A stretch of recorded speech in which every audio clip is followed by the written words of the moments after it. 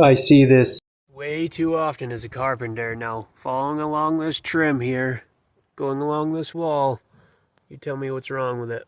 Okay, I see this way too often as a carpenter, and it's wrong. Now, following up this return, going up this rake and fascia here, you tell me what's wrong with it. Good afternoon, everyone. I'm the Perfect Contractor. We expose problems in construction, and I show you the right way to do it. Now, we'll get into this video here, and I'll show you all the problems I found with this build. Okay, so number one, flashing should have been in one piece. You can see here it's split. There's really no reason for that split. The run is so short. It's just going to create water problems. You know, it's just another place for water to get in. And actually, it's overlapped on the wrong side, and there's not enough overlap. If you look at it there's only like maybe half an inch actually. You should have at least 4 inches of overlap, so that's a big issue here. The problem here is the reveal on the return is flush. If you look at that, see it's flush. That's a problem. Coming back over here to the drip edge. This drip edge really should have been a larger size. This is a very small drip edge. It might be kind of hard to tell in the video, but it's could have used a lot larger size, and that would protect the face of the trim and also prevent water from getting underneath in any certain area.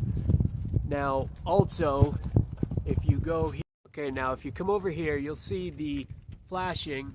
There is no overlap on these shingles here. As a matter of fact, if you go up there flush, they're actually a little shy. They're not flush.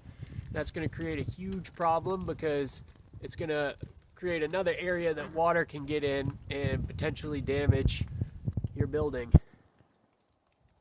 Now this is obviously a board and batten building here. Now if you look at it, they actually weren't started properly or evenly, I should say, because the one to the right is actually off a little bit, and obviously as long as there's no water issues, it's not a problem, but it's more of a aesthetic look. It just doesn't look right being off to one side slightly. Now coming over here, there's no venting.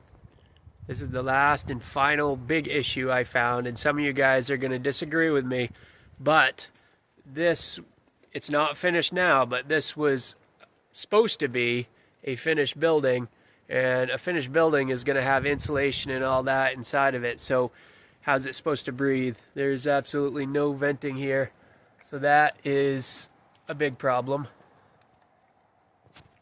Now if there's anything else you guys saw, leave me a comment, and as always, thanks for watching.